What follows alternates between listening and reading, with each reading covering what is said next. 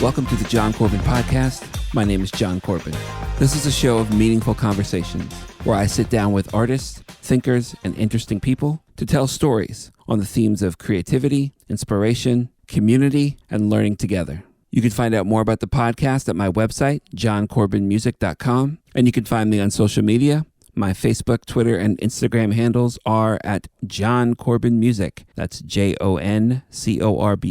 That's right, there is no H. And finally, we are Patreon supported. You can find out more at patreon.com/Jon Corbin. Your Patreon support is greatly appreciated. It not only allows the show to keep running, but allows it to reach for higher levels. If you want to provide monthly support, there are no tiers. You can just pay what you choose, and that gives you access to bonus material around the podcast, but also exclusive creative work like new songs, poems, essays, and a whole lot more.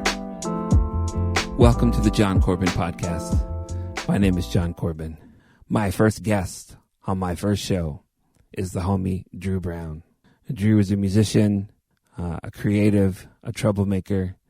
His presence in my life has helped me continue to do music, as you'll hear in this episode. He stepped in at a really crucial time, and he has some vision for how we sing songs and how we tell stories that are inclusive. And Drew's a lot of fun to be around. I will mention that this is the first in a batch of interviews I did pre-COVID. So while there's going to be some conversations in this pod around what we're dealing with a pandemic and with a social and civil rights movement, I like these conversations and still find them relevant to our lives. So there's going to be, the odd mention here or there about, we should, travel to the States or something like that. For those of you that don't know, I'm located here in Canada. Yeah, that can't happen right now in summer of 2020. But earlier this year, I sat down with a bunch of friends and recorded some pods I still think are really relevant. So I'll try and give you a heads up about which ones are pre-COVID. But I think you're really going to enjoy this one with Drew. So strap in. This first episode, I like to let the conversation speak for itself. So you're going to drop in on a conversation I've had with my good buddy, Drew Brown. Welcome to the Jon Corbin Podcast. I am Jon Corbin, here with my special guest today. Who are you? My name is Drew Brown. I am a singer-songwriter, producer, all-around troublemaker, I guess. And I try to make songs in which can inspire change both internally but also in the world. Welcome, Drew. Drew, well, I asked you what do you do? You make trouble, musical trouble. Who do you hold close? My babies. My babies. I'm a sucker for those critters. Those strange creatures of joy. And so, for sure, like family is definitely a huge thing for me. I definitely sort of hold them, and also the tension of being a dad, because we all know how that goes, right? So I definitely hold on to the love and attention very tightly. So you have a couple of critters? I got a boy, Tyson. I got a girl, Marley, and they are just incredibly wonderful people. I aspire to be more like them every day. That's a gift. You know what I'm saying? Yeah. They have what I need. Like they get it. They know how to do life better than me. And so I'm just learning and stealing as much ideas as I possibly can from these guys. Oh boy, if that's not a book, I don't know what is. Right? Goodness. All right, Drew, what inspires you? What inspires me? I think this is a pretty general answer, but I think I have to say art. Yep. I watched a movie. I'll say it. I watched Parasite. I'm late to the whole Parasite thing, so huge winners at the Oscars, huge winners at all the awards. I just saw it on the weekend. Okay. And it blew my mind, and I walked away so incredibly inspired, not just by the visuals, but the way how it was directed and portrayed, and the acting and the shots, and everything was so, not perfect, but definitely intentional. Yeah. Like everything was super, super intentional. That made me pull back and go like, wow, there's many times when I just record something and, oh, that feels good. Let's just go with that. And there's nothing wrong with that. No. But I'm like, it inspired me to be even more intentional with what I do and how I process and how I create. But yeah, for me, art is where it's at. It always just blows my mind. And that's why I love social media, because it's like a constant stream of art and knowledge and information that just keeps me going. Right. Yeah. One of the rare people these days that say, I love social media. I hate doing it. Yes. But I love consuming it. There is plenty of inspiration out there. Yeah. And timelines can be curated, certainly. Yeah, that's for sure. Yeah.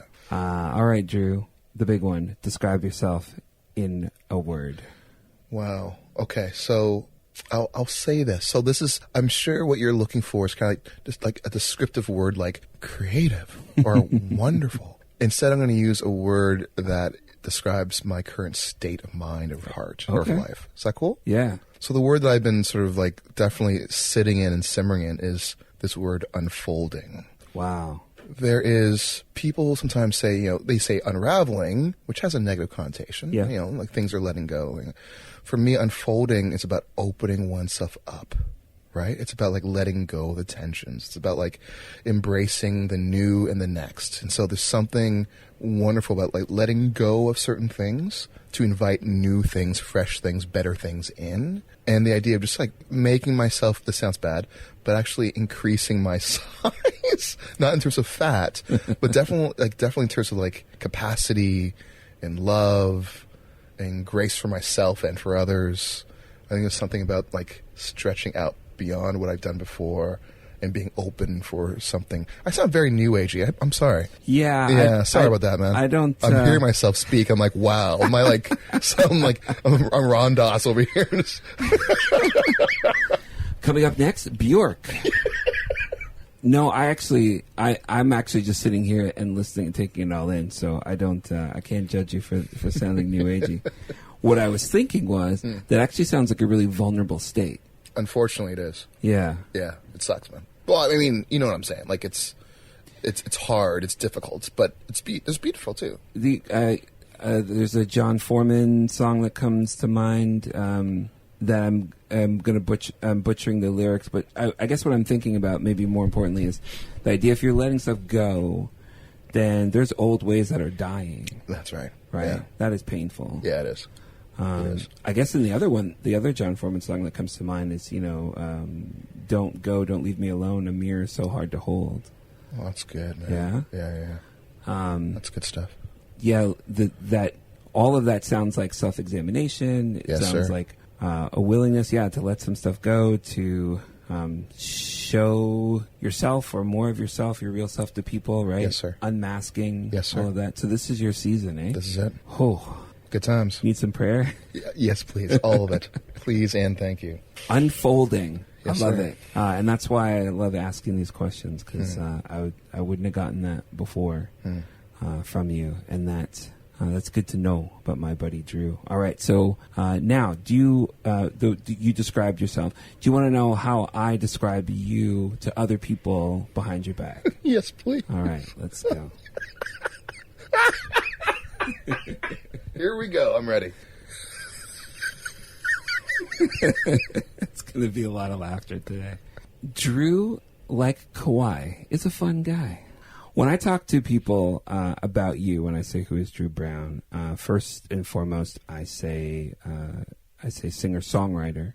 But then what inspires me to tell your story or to talk about you is one where I had your first album, and it's got this great full-face picture of you. He's giggling already, with these big sunglasses, and you would say, that is an R&B record if I've ever seen one. This Nubian brother here with the bald head, and then you listen, and I remember playing the first song as a bumper in my class, in my grade 12 sociology class. And it was like a first period, and we're getting into this, like, these rock progressions, and it's swelling, but it's not loud yet. And, this is the fear before the fall. And one of my students looks at me and goes, "Is this Seal?"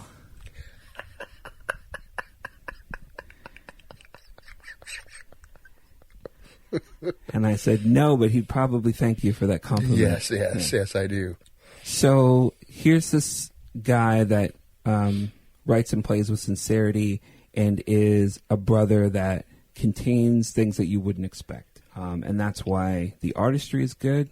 But it's certainly not a joke to say about being a fun guy. There is a lot of laughter. There is a lot of being with you is a reminder to constantly enjoy the moment. It is because you do with these like Pentecostal like celebrations and exhortations and come on. That is so accurate. And with that comes the passion for the things that you like. And so passion inspires passion, which is contagious. It's good to be around. But in that sense, it's edifying. You're not necessarily drawn to all the things that you like, but because you are passionate about it, it makes you reflect on the things, or makes it one reflect on the things that they are passionate about. Right. So I sort of come away with being enriched. I like to observe people. I like to be in their presence and see what they're about. And you're so open about that. You get a sense of like being around you is a joyous time. So I don't drink whiskey Yet.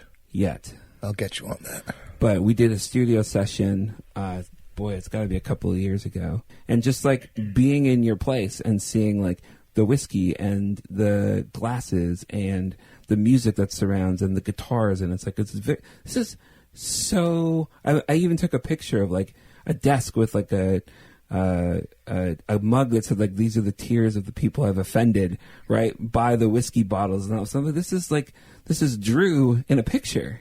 That's a lot of fun to be around. So my perspective of you is more than just, sincere or emotional words that you would put into songs that a lot of people gravitate towards. I've been blessed to see like the package that is like the fun and energy that goes into the deep thoughts that wind up on stage. So I say that this is a guy that you need to hang out with. And thankfully, he's a community-minded guy, and everyone's welcome to the table. And so you can. If I recommend they can hang out with you, that's something that's possible, right? And it'll be a good time. So that's my long-winded description. That was beautiful, baby. I'm going to get tears one day. Oh, my gosh. But yeah, I'm thankful that you're here because of, you're a person I admire, and I'm glad that we can chat. Likewise, brother. Mm-hmm. Okay. So I always ask the guests because my memory's horrible.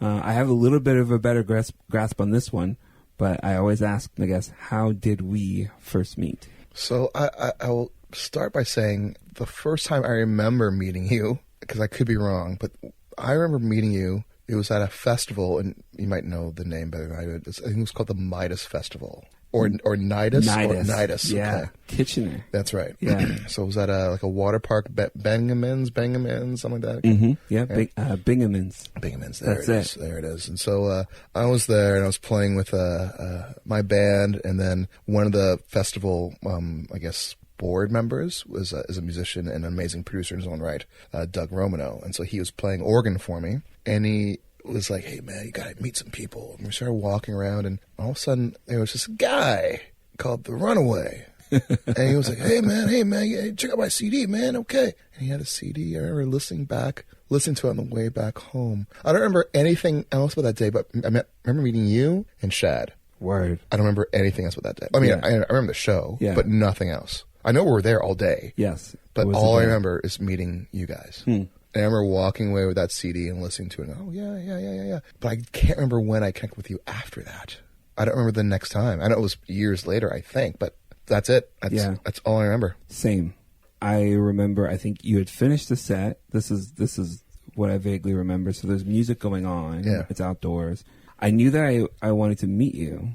Now, this is 2006, so I'm kind of done my radio gig. Like I've graduated college, so I've done, and when I was in radio, I was getting CDs sent from CMC Right. distribution. Right. Yes. Right. So any new Christian release that was hip hop or urban was coming to me as potential to play on my show. Yeah. But I don't think I got your CD because I bought the CD from you that day. So this is where memory is a funny thing. Sure. So MySpace is definitely happening. Oh, I miss MySpace. And so I imagine that I've heard of you from there because I obviously wanted to check you out, but I can't tell you why. Fair. So we meet, and I'm like, oh, like I'm Jon Corbin, the Runaway, and you're like, oh, I like your music, and I'm like, okay. I'm like, you're lying. You're on MySpace then? Yeah, because I was on MySpace. Oh, maybe I heard it from there. The CD I had was a demo, and so because my full length album didn't come out till 2007, so you were like, or I would say that one of us is like, let's swap, right? The way musicians do. Yeah. But then I had my demo, and you're like, oh, like the label won't let me give CDs away. Oh, yeah, So I bought it. So I bought the first Drew Brown album for my demo. Oh man. And the look on your face right now says you're not pleased about that. I think that what we've built since then is totally worth the trade, right? Like the relationship that we've had and working together and stuff. Yes, yeah. But that is where you were at that time and being involved with the label, and I guess you were Winnipeg based at that time. That's right. Yeah. Those are things that I knew nothing about and kind of still don't, even though I was a part of a label for a few years recently. I remember us chatting. I remember, not to dump on anyone, but like the hardships of label arrangements that don't go well or that turn. And, I remember like suggesting, like the Get Drew free concerts and all that kind of stuff. Trying to get this guy some money so he can move on from the deal. That's right. So that means that, like now it's 2020 that we've been known each other for 14 years. That's crazy, hey? Yeah. Jeez, man. I don't remember that. And so I don't even know if I remember that right because I don't trust my memory enough. That sounds correct to me. Yeah. Yes. So I always sort of thought, well, maybe he's being nice. He knows my music, but the stuff was definitely on MySpace, so it certainly could have been heard. I was a MySpace junkie. Yeah. Especially when it came to Canadian Christian music, especially. Right. Because I had a heart for any genre. I had a heart, as long as it was Canadian. I was like, I want to know who they are. I want to check them out. I want to, if I can't support them financially, at least, play them nonstop, let their hit count, go up a little bit. Like I was always like, who's out there? What's happening? So I don't remember, but I'm sure like I knew a lot of the hip hop guys, especially like in the Ajax, Oshawa area. Yeah. Now I can't remember any of their names because it's been a long time. But there was like a huge movement up there. Like I remember Manifest before he was Manifest. Yeah. Do you know what I mean? When he was Speedy. Exactly, right? Yeah. So like I was always like hungry to find out what's happening, what's going on. That is noticeable. That was noticeable getting to know you, and it's so welcome, right? There weren't. I learned quickly that people that were interested in the scene and interested in the well-being of other people. That's not a common thing, right? Yeah. So the guy that mentored me, well, there were a number of people that did, but I remember one saying, "The people that have integrity and can communicate, those are the ones you hold close." And so for me, I didn't start as an artist. I started as a college radio DJ and show promoter, and come on together, like let's listen to good music and get this person on the bill and that person on the bill. Totally. And you had that ethic. You had a similar ethic. And now, 2016, you started Personic Creative Collective. Yeah. And that's kind of the same vibe. Yeah, right? yeah. 10 years later, here are some folks that need connecting and are worth listening to, and I believe in them. So totally. Just come stay close. Yeah. And hopefully we'll work together and spur each other on. And that's it, man. We're better together. That's it. That vibe. Yeah. I think we need more of that in the world. More of these creative communities who are just like there and present for each other. Because, especially for us, even as a group, like we all can't hang out often, even though we live, like, I think the furthest person lives like 40 minutes away. We can't hang out often, but at least we can encourage each other. That's easy. That's a text. That's a note. You know what I mean? We can work each other's songs. We can do that. If we can't have dinner together, we can at least collaborate together. It seems sometimes it's easier Yeah. do you know what I mean? To do work than it is to eat. Yeah. So interesting. Yeah. It's the mindset of creatives, right? They're always sort of working. They're always thinking about stuff. Yeah, so yeah. it's actually refreshing and refilling to work together. Totally. Yeah. Yeah. Even though, social time is good. Yeah. Totally is. Yeah. So yeah, that's, so maybe that does, spark a story for me, because I mentioned Personic, and it is a collective of a small number of artists that, it's better than a group chat. It's more vulnerable. That's for sure. And then we also talk creativity as well. And, and I've had Cyril Garrett, aka Ilseer, on the podcast. He talked about how, you working with him on a song gets him a GMA nomination for Rap Song of the Year. And he is someone that has needed energy with him of other creatives. And I guess you identified that in me as well.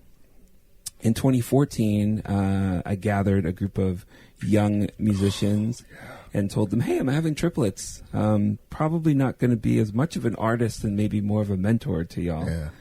Mark Dirksen was in that group. I had him on the pod as well.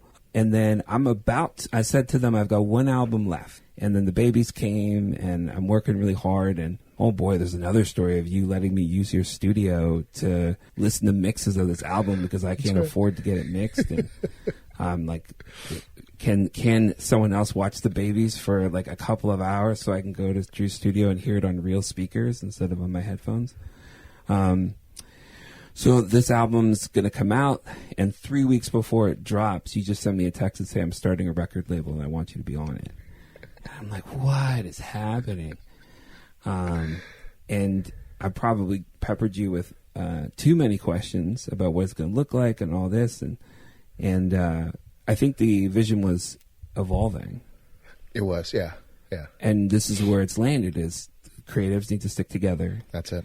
And I said, the album was spurred by Jermaine Wall, who started and ran Lost and Found for a while, until he moved on.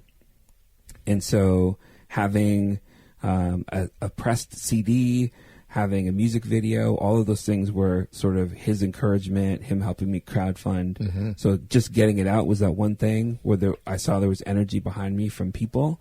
And then you show up and are like, you're not done making music. Right. Basically. Yeah.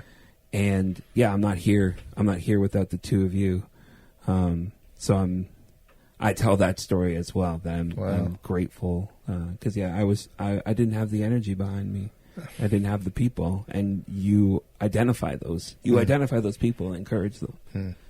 It's part of your troublemaking. I guess it is. That was a really cool season for me, watching you. I remember at the CD release party, just sort of like you doing your thing in a room full of people who love you and respect you and are just like, they're in it to win it with you. And I remember like, man, this is like, this guy isn't doing like a regular basic hip hop thing. He is creating, it's way beyond the norm of hip hop. It feels way more emotional and heavy-hearted, but that sounds negative, but just a lot of heart, a weighty heart. It's like a thick, juicy steak of a heart. You know what I mean? It's like there's something there that is just so. And also, I feel like, especially the New Direction album, that felt very paternal. Whoa! It just felt very paternal, very like, come sit on my lap. Let me tell you a few rhymes. Whoa. Let me drop some rhymes on you. It just had this vibe to it that was like, oh, it's so good. It's just so good. It reminded me. This is not in terms of like the sounds or like the creativity, but the kind of warm blanket I felt when I first heard Arrested Development, where I can tell Speech is here to not just make sure we have a good time, but he wants to educate us, He wants to sort of like give us some great stories to laugh at. He wants to sort of like, let me tell you a parable, you know what I mean, of how we should be living and how we should be treating others, and very paternal in that way. It's not just, hey, check out the ladies beside me. Hey, I got money coming out of my. It's like, no, like let's learn and grow together. Like, how can we be just better and better to each other?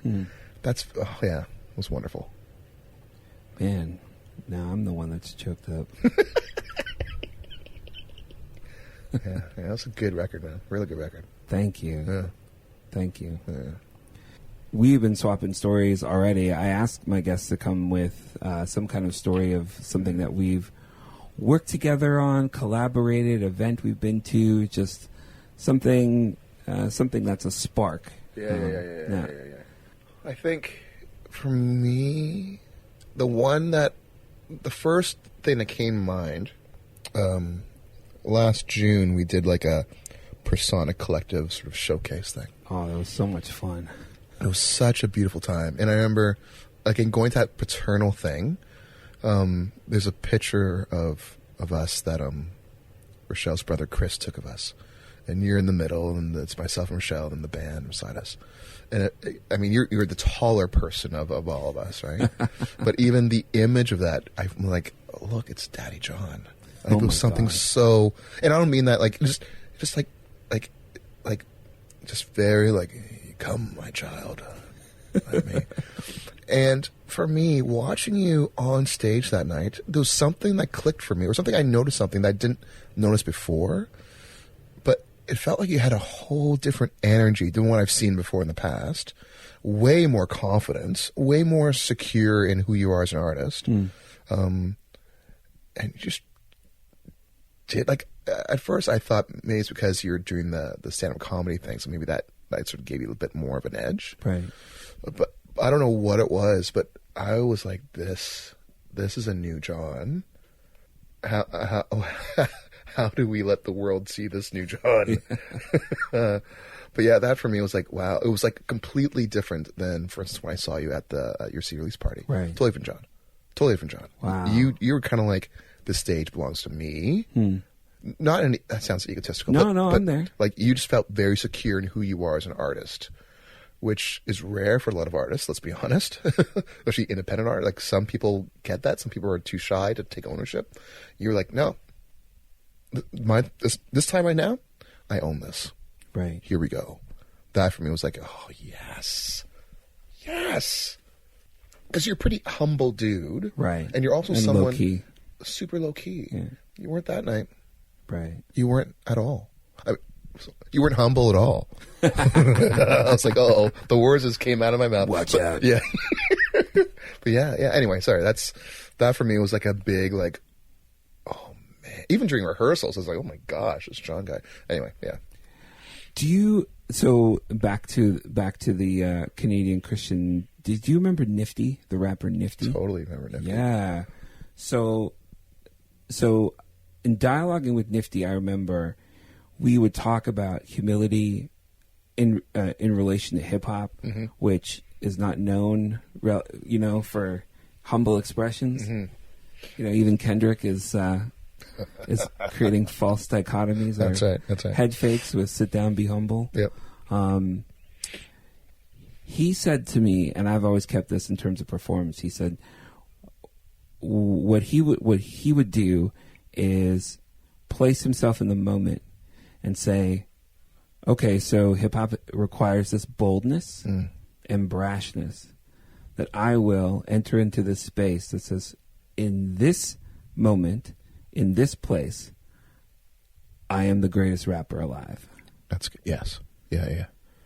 And when it is over, yeah, that goes on the shelf, and you go back and it is stepping up to a performance. Yeah. Right? Yes. And it becomes this thing where it is routine, so that you don't carry any of that. It's all for the full expression of yourself, right? And so it is that I'm going to own this space. Yeah. I'm going to own this part of this stage at this time. That's right. Right? This is what, and he says, this is what God chose me for. right here, right now for these people. That's how he framed it. And it always stuck with me. And I've shared it with a number of artists and students as they work through the challenges of, public speaking or oration. And it always just, I don't know, it landed. So to see that come out, especially for someone who's known me for a while, I guess that means it's working. There we go. Oh, man. Yeah. So how about you? How do you approach a stage? How do you approach presenting yourself to an audience? Yeah, that's changed for me in the last 10 years or so. Okay. So, like when I first met you back at the Nidus thing, I was sort of doing the kind of, the black rock thing, and so for me it was like big stages, big sound, and because it's a big stage and big sound, I need to then sort of project myself in a way that can sort of fill a stage a bit more, and that's totally against every fiber of my being. Oh, interesting. I'm not the hey, look at me kind of guy. That's not my vibe at all. Now that I'm sort of doing less sort of, big rock and doing more kind of intimate acoustic or, electric type stuff, I feel I can just be myself more. And so my on and off stage thing is kind of like the same. Right. Which isn't necessarily a good thing, but it's my thing, so I'm just going to keep going. And so for me, it's I think the key for me is that's a lie. It's the offstage and onstage thing is not the same because I normally don't talk much. Right? So and on stage you have to talk. Right, and so I talk a lot on stage, and I'm telling these long-winded stories, and my humor comes out more because I'm willing to take risks, and I don't mind looking like an idiot, so I can sort of dive into that more. Where off stage, if there's not a mic in front of me, I'm like, I'll sit in the corner, just hang, unless I have something I need to say to you. Right. Or there's a really cool joke that I want to sort of, embellish because, I like making fun of everything. So yeah, like for me now I feel comfortable because I'm just kind of like doing my thing. I can just be me. I can be super introverted and let that be part of my shtick. I can be silly and funny. I can be totally sacrilegious, which I am all the time. and sort of use those things, if I can, to my advantage on stage. Where normally, if I'm off stage, I only do that over coffee with someone I trust. Otherwise than that, I'll just shut up and stay in the corner. Interesting. Yeah. And that's an introverted nature? Yeah, huge. I'm a huge introvert. Okay. Huge. Is it, I guess I was going to say, it's introverted or defensive? I don't think those are synonymous. No. Although I am also an introvert, and I feel defensive because I don't want to be approached. I don't actually want to have to turn you down. I'm more, it's like a boundaries thing. Like, if you approach me, then, oh boy, I guess I have to do this. As opposed to, I'm not really in the mood, so I'm just going to shut that down. Fair enough. So sometimes I do feel defensive. Yeah, that's fair. What about you? I don't know. I don't mind. I'm definitely not anti-conversation or anti-social. So if people come up to me, it's totally fine. I think for me, it's the problem is social situations. Generally speaking, if I know the people in the room, I'm good. Okay. If I don't, forget about it. Then I'm kind of like, don't talk to me. So I guess in that case, it is defensive. Yeah. But if I know people in the room, I can just be chill and just sort of, set out a joke every once in a while. But I'm also this weird thing where every once in a while I'll get this sweep of extroverted energy. And I can totally be that fool. Take the room. And do it. Yeah. But then after that, that's it. Put me in a room, turn off the lights, and don't let me out for days. Right. Netflix gets a workout then. Totally, man. Oh, that's so interesting. Yeah. So I don't usually do this. Like, you've got 2 kids, and I have 5. Yeah, you do. So, oh my gosh, there's just, it feels like that's always happening. It's just like, oh, energy for you because you're demanding it, and then falling over after, but then having to do it all again. There it is. Okay, so do you have, this is introverted tales, do you have a number of people, like a threshold of the number of people in the room where it's okay, and then if you cross that, there might be a problem? I don't think I do, but I will say this. Oh, I don't know if I should say this on this podcast. Okay, I will. Okay, I'm a sinner like everybody else. Right. Okay, so like there's different parameters involved. So if there's alcohol involved, then I can handle a lot more people. Okay. If there's people that I know, then I'm fine. Mm-hmm. If it's like, for instance, I was at the Junos, whatever, 2014, 2015, whatever it was. That for me was just the worst. Oh yeah, for sure. It was terrible because also I need to be outgoing. I need to be meeting everybody. Yeah. And all I wanted to do was just hide. And I felt like a fool. Like, interesting. It was like, what, like, and so I'm like pushing myself to be like, hey everybody. And it's just like, oh man. So I think, like, I'm not sure what the number is, but I know depending on the situation, I can become my best self or my worst self pretty quickly. Wow, interesting. Yeah. Interesting. Because then you go into those situations knowing here are the stakes. Right. And I'm thinking about you at the Junos and thinking about the after effects. Oh my gosh. Right? Oh, okay, I got to work this room. Am I going to have time to recover in a town where I don't live anymore? Right? I don't have home. Yeah. This is it, brother. This is it. So my threshold's 8. Okay. Talk to me about that. It's based on experience of just, recognizing how I'm feeling within a social situation. That's fair. And so, if my wife's setting something up, if she's being kind to me or if I'm communicating well, then we won't have more than 8 people in the house. Right. Now, I say that like, after the kids are gone to bed, dinner party kind of stuff. Right, yes. Or a game night, that kind of thing. Yes. Because the other day, the other weekend, we were over at a friend's house, a couple with 4 kids. And so there were 9 kids. Lord have mercy. But the 4 of us were in another room talking, and it does not matter what we were talking about because I was so stressed out with all the kid energy. Yes. Right? Yes. That's so interesting, the idea of like being your best or worst self. I think so much of it for me then is like tension or anxiety about what's going to happen. But in work situations, I've learned over the time, especially if I'm at a conference or something. Yeah. Like we played at a conference in Toronto. Oh, it was December 2018. Yeah. And these things happen. Yeah. We were moved locations. Our time was cut down. Yeah. There was not like a clear merch table. Yeah. I asked for a table and sat down after the set. Because of the nature of the event where it was like this meditative prayer experience, no one was really going to come up and buy a CD after. Right. So I was sitting there by myself and wound up chatting with someone who attracted someone else,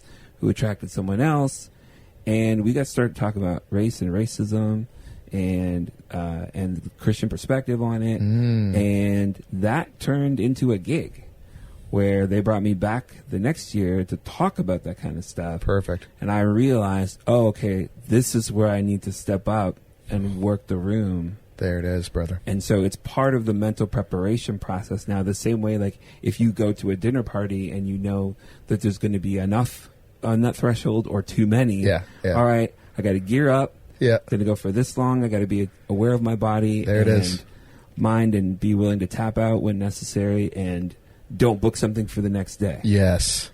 And so now it's like that with the work aspect of it, where I'm actually gonna get more gigs if you're in conversation with me. Totally. Yeah. And you see my heart. Yeah. Yeah. Yeah. That's huge. The one thing sometimes I'm a fast learner, but when it comes to me and what I need as a dude, I'm a very slow learner. I'm a moron. So even what you said earlier in terms of like knowing that if you have, let's say on Monday you have a pretty big dinner party, just don't book anything on the Tuesday. Yeah. So I don't do that. Right. So this is what I do. I will do like 13 or 14 days straight of like things in which I need to engage people. Right. And then I'll have a breakdown. Right. and then repeat. ... Like, so like now I'm a lot better. Now I'm being way more intentional about space and taking the space that I need. But for years, because a lot of, like, even when I was a pastor, like a worship pastor, I had to be with people, engaging people all the time. It's my job. Suck it up, Drew. Yeah. Do it. Right? It's for God, man. What's your problem? Right. It's for the glory of the Lord. Shut your mouth. Right. Get it done. Yeah. Who cares about your limitations in this case? Right? So now I'm like, yeah, so I have a big thing here. So the next 2 days, if anybody talks to me, I'll kill you. Like, full on. And he's trying to put that on a shirt right now and do it without getting arrested. That's right.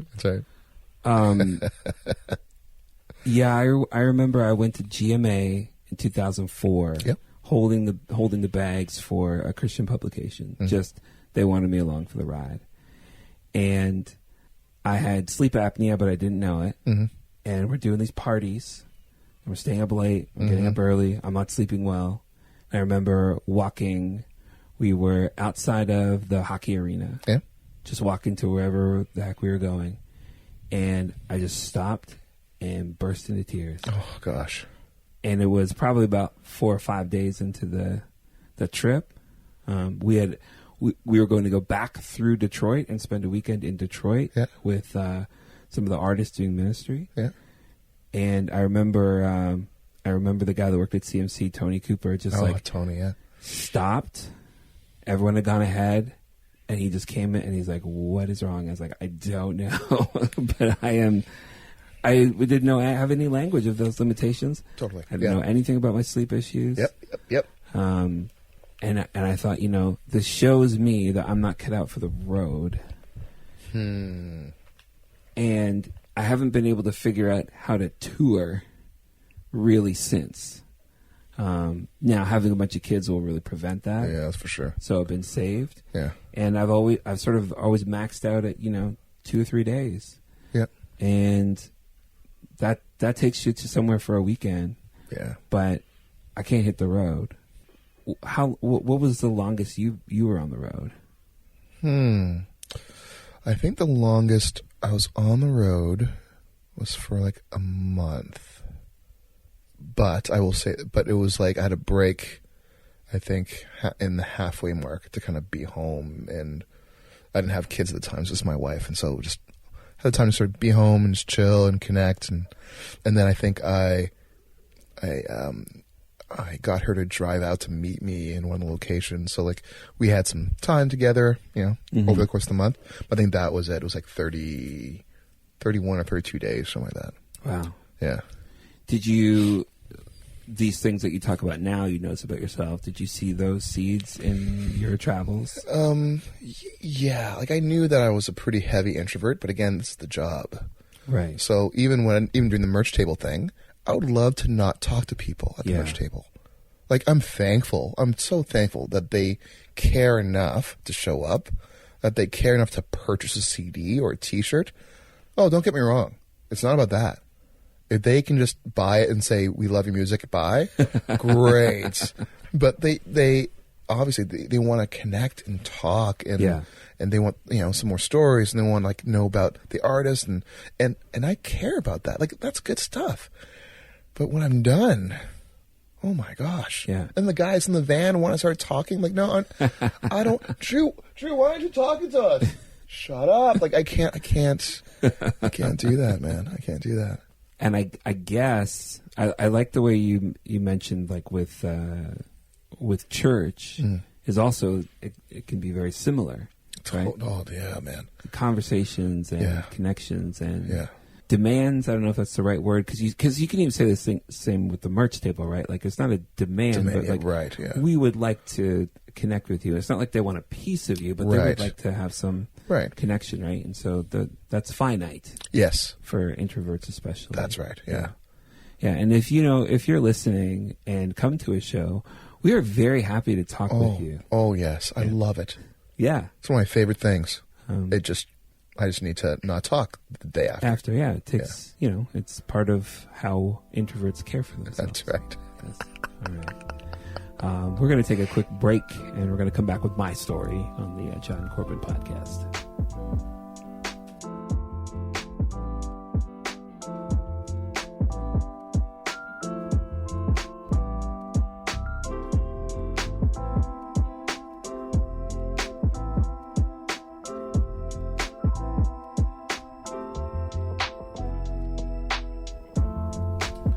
Welcome back to the Jon Corbin Podcast. I'm here with my man, Drew Brown. Yo. Sharing some stories. It's my turn. Okay, I'm ready. October 2019. Oh, no. What did I do? Something good. We worked together on a conference called Reimagine. Yeah. Parish Collective was a part of it. United Church. Yep. I'm not sure if those two are connected or if they're separate. They're not, but they're not. Yeah. So these organizations working together. Good buddies of ours, Bryce Diamond. Yes, man. Dave Harder. Yes. Another come on guy. Yeah, he is, man. He is. More than you, actually. Yeah. It's true. Full of love. It was a unique thing. I was exhausted.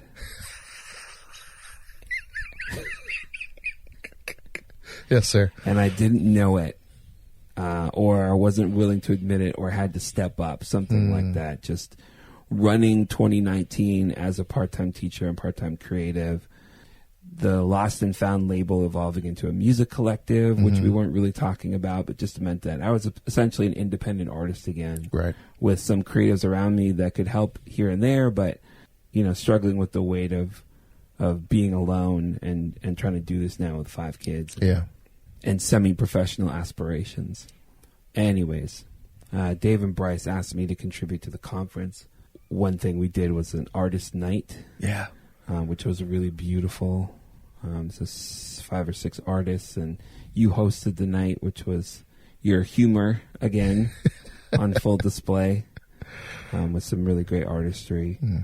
And then Saturday, that was a Friday night, Saturday of the conference, it's in Hamilton, so it's about 35 minutes from where I live. And so I'm just popping in and out. My role in the conference isn't clearly defined in sort of the main sessions and that kind of stuff. And so there were some drop balls there, which I do regret. But what it allowed me to do was observe. So a couple of the main sessions that happened on the Saturday afternoon, one of them, they decided to address an issue that had happened at the conference that just dealt with some racial insensitivity in some places that we could learn. And so they blew up their programming. I can't remember what they called it. It was a circle of sharing. Yeah, I can't remember what it's called either. Fishbowl? That's what it was, yes. Yeah. So I hadn't heard the term before, which is why I'm unfamiliar. So they had some people involved in the incident, some people that could provide some context. It was ethnically diverse. Everyone brought encouragement, but truth, right? The truth of the pain that was happening. And we, as an audience, were to watch this conversation happening and maybe people responding to the hurt. Yeah. And it was a real sort of honest space and something I hadn't seen before. I don't remember if you were at the meeting prior where they decided to do the fishbowl. No. But the introvert in me, which is exhausted, remember, this is a great segue, is sitting in the green room with one person trying to chill before, hopefully contributing to the conference in some way in the main sessions. It wasn't really sorted out. a meeting broke out around me. And suddenly in the green room, there were a dozen people. Okay, we need to talk about this thing that happened at this, session, and how is everyone feeling about it? And we're going to go around the room and get everyone's feelings and talk about where they, how they're feeling it in their body and what are we going to do? And it was like, this happened around me. Right. And there's nowhere for me to go that it has less people than what's in this moment. So I see this happen. I'm watching people work it out. I'm even blessed to be able to speak a word or two as I feel a spirit within me move to be able to share and give encouragement. But then I watched all of that happen in the main session and see sort of the fruit of this work as we're deciding we're going to deal with in real time a hurt and how do we respond. And what it did was highlight I don't know if division is the right word, but the difference of experience, right? When you have a bunch of Christians in a room, things can be said or done that alienate other or hit people differently at least. Yeah. And we need to be open to having those conversations. Totally. So then the music comes back. Okay.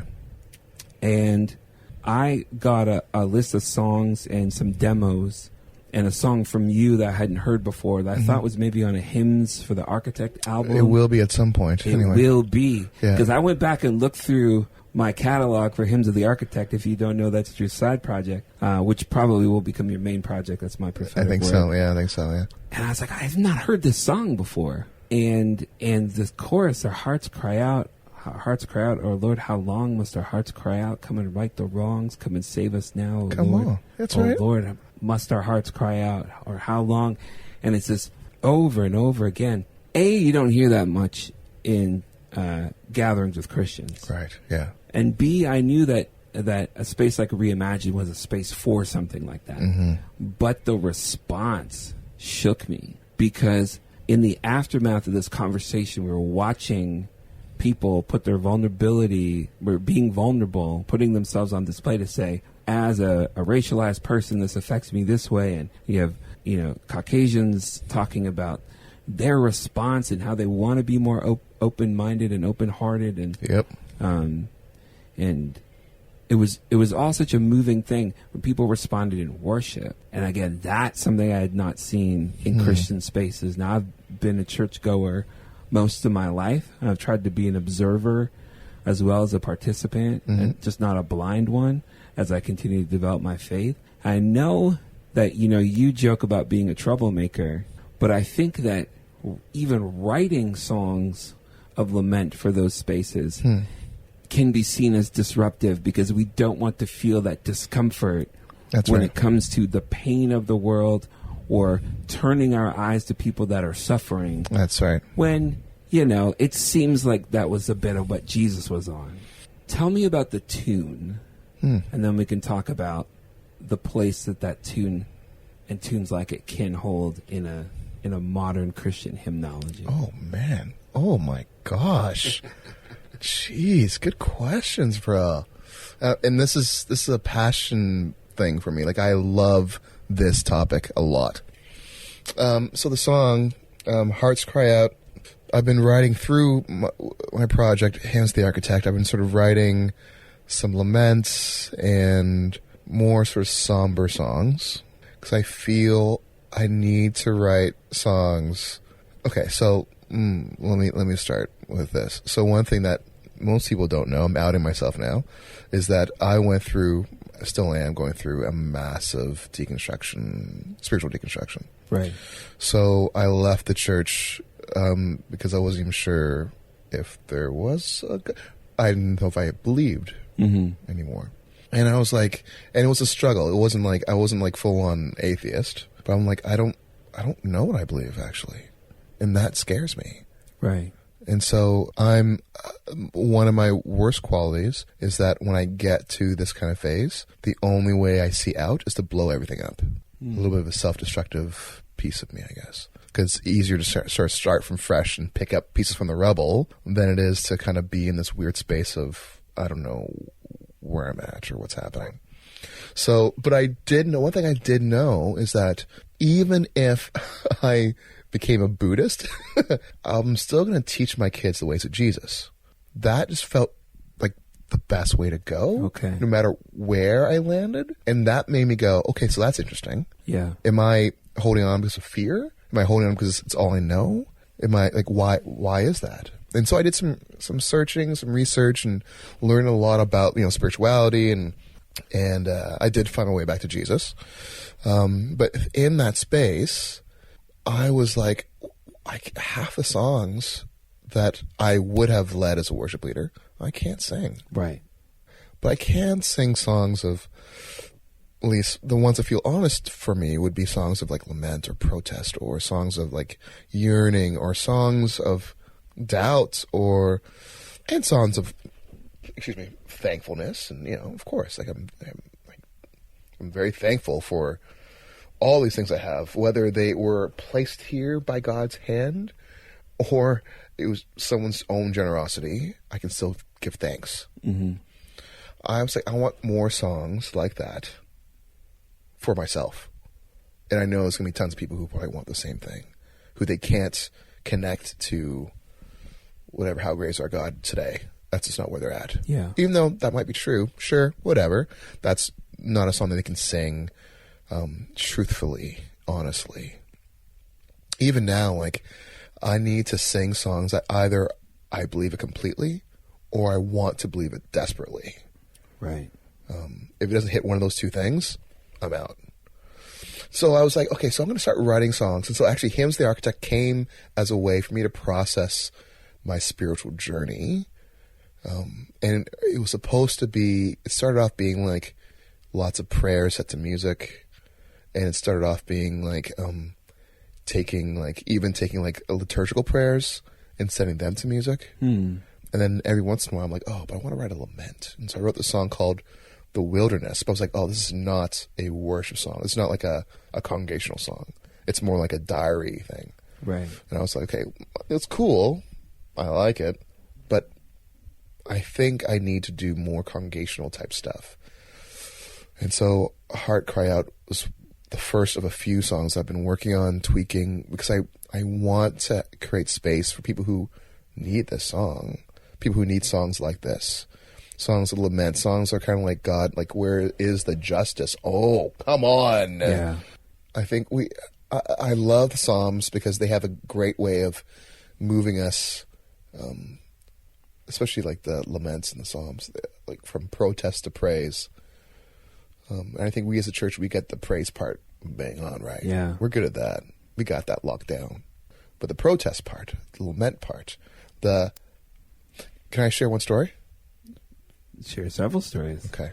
So I never really understood lament. Well, I did emotionally because I'm the darkness and the sadness part I like the pain, the melancholy. That's me, man. Yeah. That's me right there, But in terms of how important it was, I never really quite understood until this is years ago. This is like 9/11, man. 9/11 happened. And I think, if I remember, my memory serves me correctly, it was a Tuesday. And so the following Sunday, I was leading worship. And I was like, listen, this is a huge thing. I changed my list. It was supposed to be like, open the eyes of my heart. But I was like, no, I want to do like songs where we can actually get into our feels a little bit. Yeah. Because we're all processing people we might have lost in that. The pain of seeing this happen.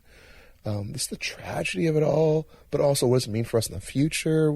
It's like there's a lot of fear, a lot of tension there. Let's actually create some space for that. And so the pastor of the church was like, and I had this beautiful list with some hymns, scriptures, prayers, and then ending off with a lot of hope at the end of the set. Mm-hmm. No, Drew. No, we don't have time to weep. We don't have time for this. We need to celebrate. You know what? You know how we're going to get people's hearts back on track? By celebrating. Let's celebrate.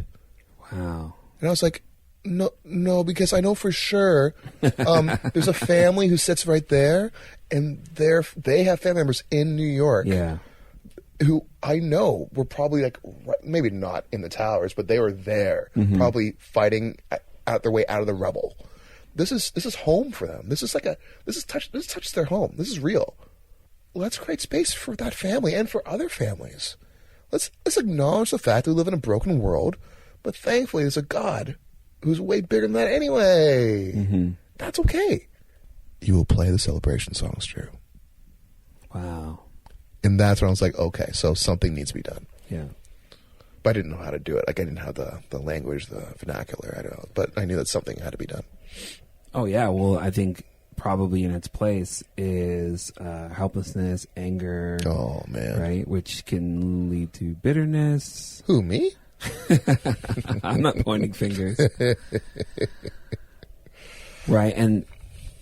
And I think there is a thread for people that go under deconstruction, that there is hurt there to process. Yeah. And so I've always wanted to hold that with care for people. And I recognize that you said something interesting about fear, even in the deconstruction, right? What am I afraid, and how does fear motivate a response? But I think it's our lack of understanding or naming of fear. And I say our, being connected to the larger church. Yeah, man. That our lack of understanding or naming of fear fuels actions in the other way, right? Oh boy, what are we going to do if we open the door? There it is, to bro. This pain. There it is. Boom. That's it. And so our fearful response is to run the other way. And what I sense very strongly is that songs of lament or people that write for that have their eyes towards people on the margins. Yeah. And now it's about vision, right? You see the family that is very likely hurting in this season, and know that if we make a space of this jubilation and exuberance, it's going to alienate them. That does not sound like a caring God. There it is. So when you have this culture that continues in that pattern, then people get disillusioned, they get hurt, they get ignored, they get othered, they get marginalized. And now you have this group of hurting people that are like, is this the God? Like, is this what God's about? Yeah, that's right. And so, I wrote for my Few Words More album, 2013, it was very subtle, but it was me. I said, keep an ear out for the rhythm. God's spirit in it is given. I pray that you find him living and not defined by the system. This was my prayer for, there's in the last, I pray for the runaways. My happiness is in the castaways, misfits that without a gat to spray find love in his arms and then blast away. And that's that whole thing, right? That all the people that are being ignored by this system would still find love, like for the truth of God's love, right? And then be able to spread and share love because they're finding that truth in it. Yeah, yeah. And so what I see from artists like yourself are in that process of like turning heads, at least your own. Right. Yes. I'm going to turn to y'all. We are going to come together and cry together and weep together. Yeah. And it's a vulnerability and maybe a courage in facing the fear that we once had unfolding. There it is, my friend. It's a dangerous place. Oh, dude. Yes, it is. Yes, it is. We have these conversations. We had one off the mic, and it just ends in these big sighs. Or a laugh. Yeah. Or both. Hanging on. But I'm glad, like you said, that I'm glad that you can identify the both and. There are things to be thankful for. And we try and find those things. In the meantime, we're still working all this stuff out. No doubt, man. No doubt. I remember tweeting, I should have grabbed the tweet from that Reimagine, and I said, I just watched a bunch of Christians get together and talk about racial injustice, how it affects them personally, and then worship afterwards. And cause I remember because someone commented, but that seems really rare. Yeah. I just watched something really rare happen, and it was centered around your tune, which I think is pretty special. It's cool, man. That's cool. I like to wrap by asking my guests what their creative goals are for 2020. Wow. What should we be looking out? What should we be looking out for from you this year?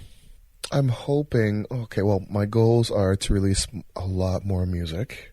Like it's mandatory that I must do this.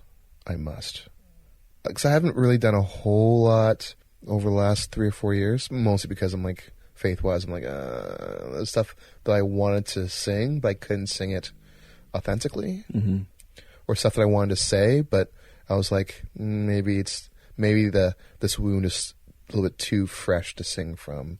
Maybe I should wait till it scars over a bit, and then I can do it. So I'm hoping that 2020 I can just do it. I don't really care what happens after that. Right. You know what I mean? Like I have no control over that. So I'm going to cross my fingers and hope that it resonates with people and that it works and that people like it and they'll share it. Sure.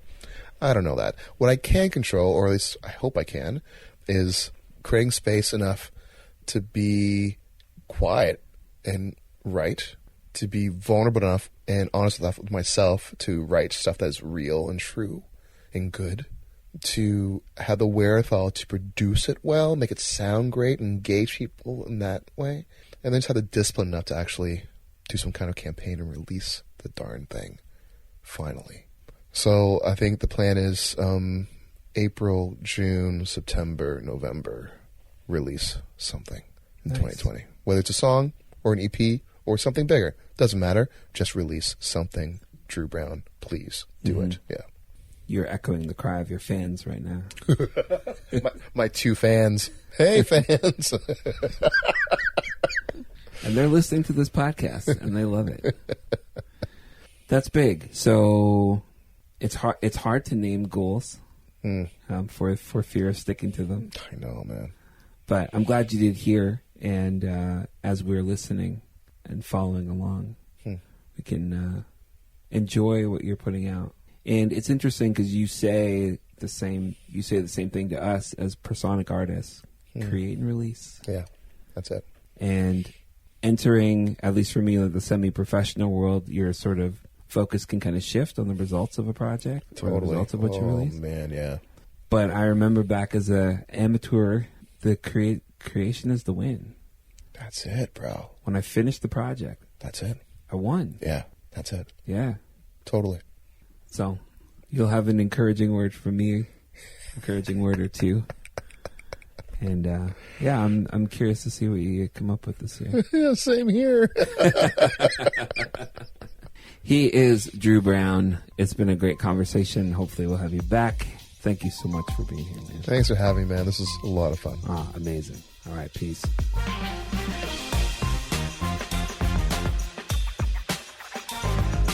Thank you so much for listening to the Jon Corbin Podcast. Please let me know what you think of the episode by connecting with me on social media at Jon Corbin Music, JonCorbin. Find out more information about my creative work at joncorbinmusic.com. This episode was edited by Tanya for Smart Creations and supported by people like you at patreon.com/Jon Corbin. Thanks for listening, and we'll see you again soon.